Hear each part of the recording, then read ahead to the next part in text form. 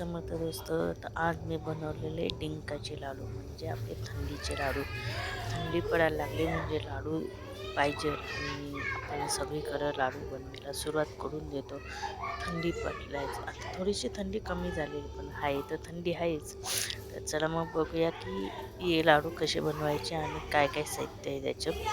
सोपे असत ते. इथं डिंक घेतलेले आणि डिंक छान असतं, हिवाळ्यात खायला पाहिजे. इथं मखाने घेतलेले, इथं काजू बदामची मी पेस्ट करून घेतलेली आहे.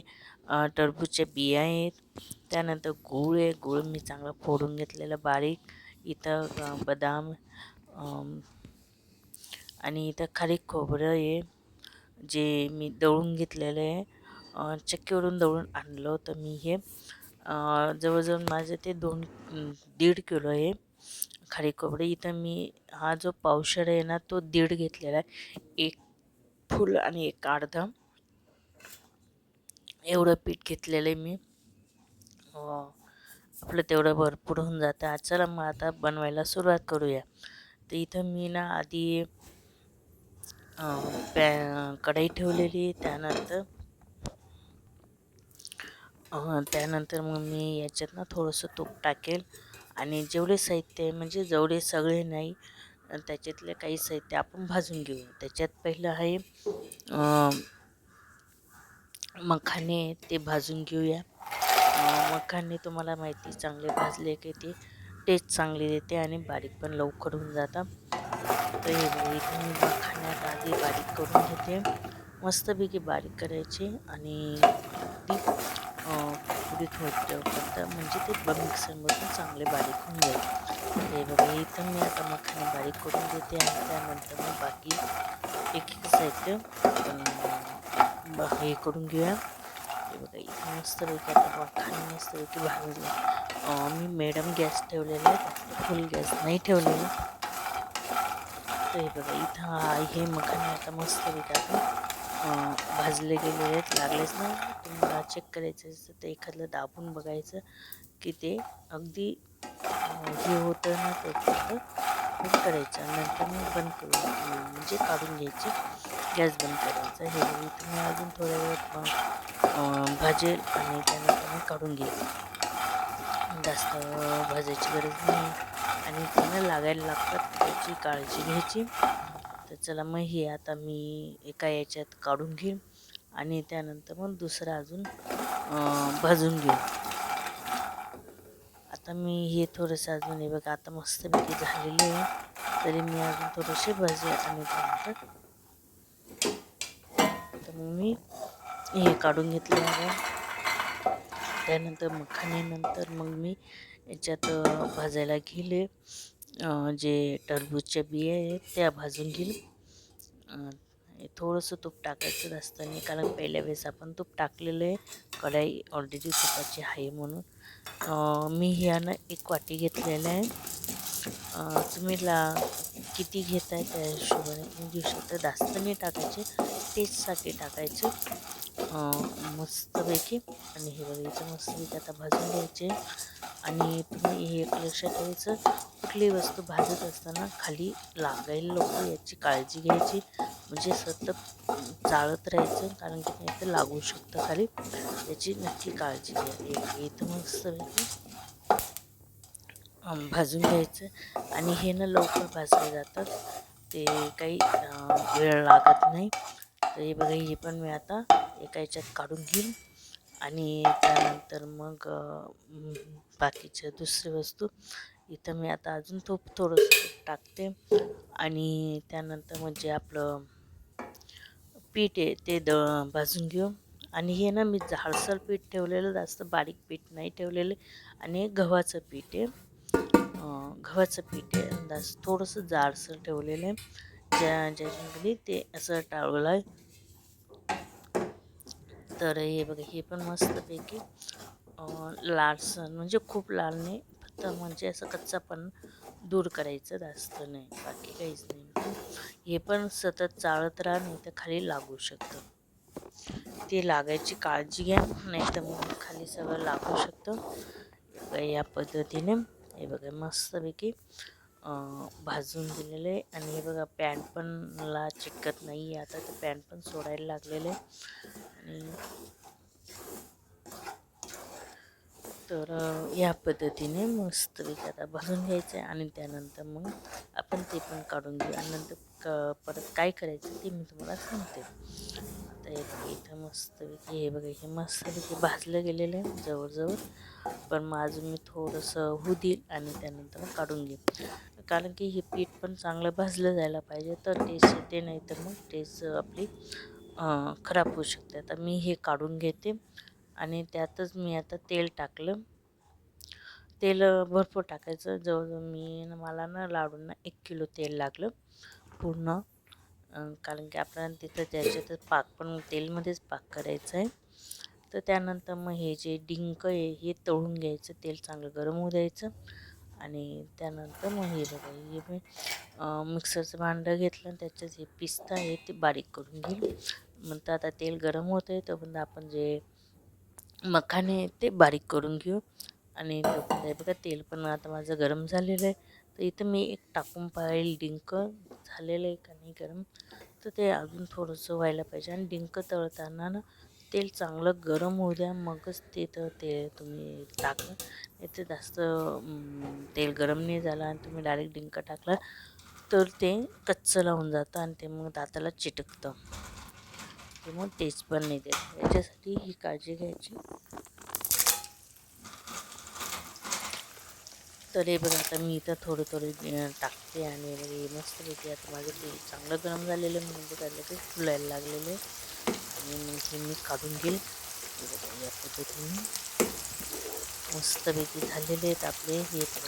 तेल चांगलं गरम झालेलं आहे ना, म्हणून ते लगेच फुलत आहे.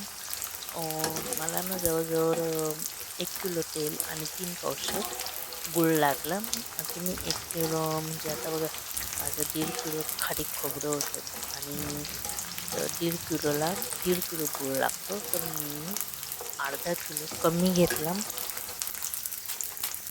1.5 किलोला 1.5 किलो म्हणजे तुम्ही टेस्टनुसार तुम्हाला जास्त गोड लागत असेल तर मी कमी गोड पाहिजे तुम्हाला, म्हणून मी 3 पावशे गूळ टाकलेला. म्हणजे 1 किलोला थोडासा कमी आहे. थोडासा काढून घेतला 1 किलोमधून. आता हे मी सगळे टाकून घेतले. तर हे प्रमाण लक्षात ठेवा. आणि तेल पूर्ण मला 1 किलो लागून दिलं. आता हे बघा हे मस्त आता तळून घ्यायचे. तेल चांगलं गरम झालेलं आहे म्हणून पटापट तळून जात आहे आणि एकदम मस्तपैकी होत आहे. तर हे बघा हे मस्तपैकी आता इथं तळले गेलेले आणि यांना मी आता मस्तपैकी आता हे काढून घेईल. नंतर मग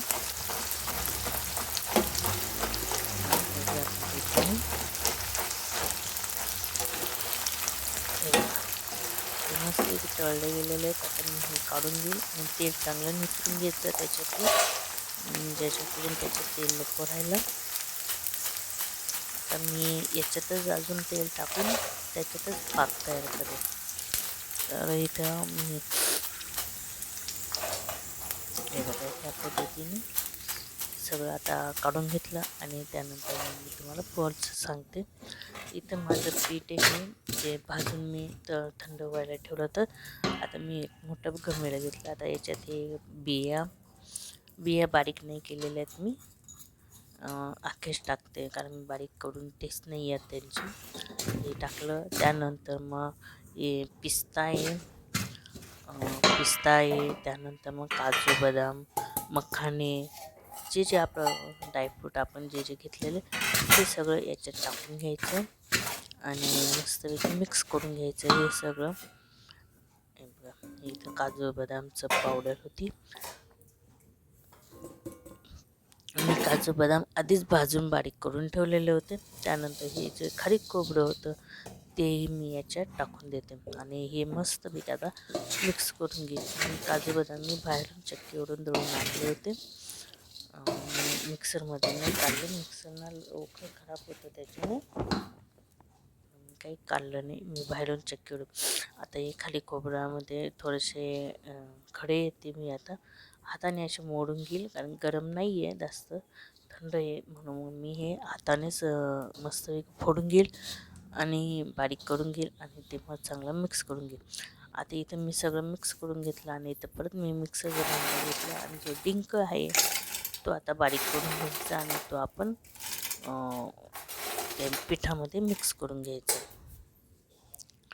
हे बघा, हे आता मस्तपैकी आता बारीक करून घेऊया आणि त्यात मग मी हे बघा किती बारीक होऊन गेला, आरामात बारीक होऊन जातो. अगर तुम्ही चांगला तळलेला राहिला ना तो लगेच बारीक होईल.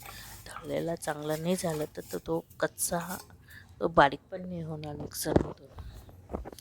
याची काळजी घ्या तुम्ही. आता नंतर मग हे सगळं मी आता मिक्स करून देईल परत एकदा, कारण की आपण आता डिंक टाकलं ना, डिंक टाकून तो चांगला मिक्स करून घ्यायचा. आणि मी दुसरीकडे ना तेल गरम करायला ठेवलेलं आहे आपल्याला पाक बनवायचा. ते या पद्धतीने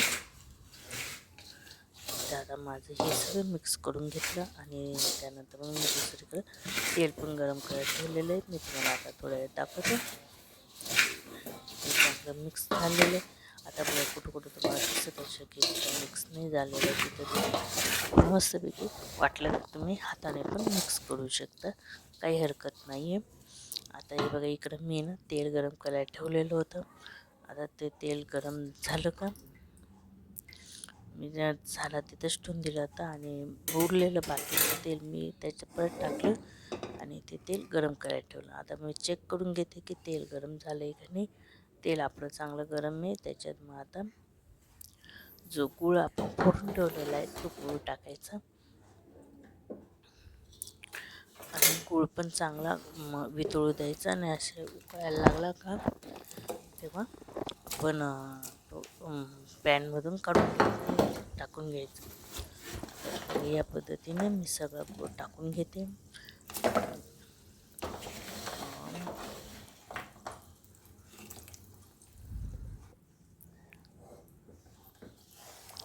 इथं मस्तपैकी आता हा मिक्स करून घ्यायचा आहे चांगल्यापैकी आणि चांगला मिक्स करायचं.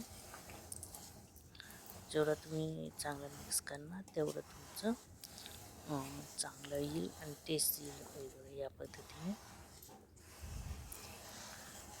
चांगला मिक्स व्हायला तेल चांगलं गरम झालं ना तो गूळ पण लगेच वितळतो आणि तो लगेच मिक्स व्हायला लागतो.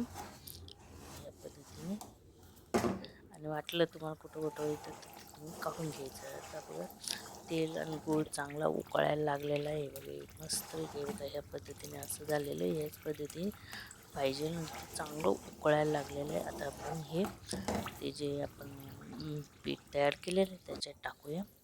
आता याच्यात मी हळूहळू टाकेल, पण मग एका वेळेस टाकून देईल, पण मग एका सावकाशीने टाकायचं, आपल्या हाताला चटका लागू शकतो. याची काळजी नक्की घ्या. ते बघा ह्या पद्धतीने आणि परत हे सगळं मिक्स करून घ्यायचं. आणि आता तुम्हाला हे मिक्स केल्यानंतर वाटत असेल लाडू बांधले नाही जाते तर तुम्ही अजून तेल गरम करून तिथं वाढवू शकता, जर तुम्हाला वाटत असेल तर. पण मग मला काही गरज वाटली नाही, पण 1 किलो तेल मला पूर्ण लागून गेलं, त्याच्यात काही हे नाही. हे आता मी चांगलं मिक्स करून घेते आणि मग नंतर मी तुमच्याशी मला सांगते पुढं काय करायचं. मिक्स करताना पण लक्षात ठेवायचं चटका लागायचे चान्स दाखवा.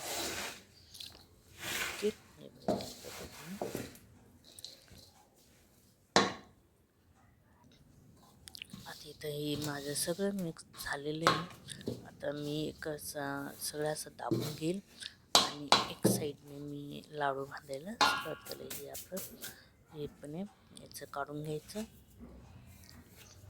आणि त्यानंतर मग एक साईडने घ्यायचं आणि असे लाडू बांधायचे. हे बघा लाडू आरामात बांधला जात आहे, जास्त मेहनत करायची गरज बी येत नाही. हे बघा तुम्ही बघू शकता.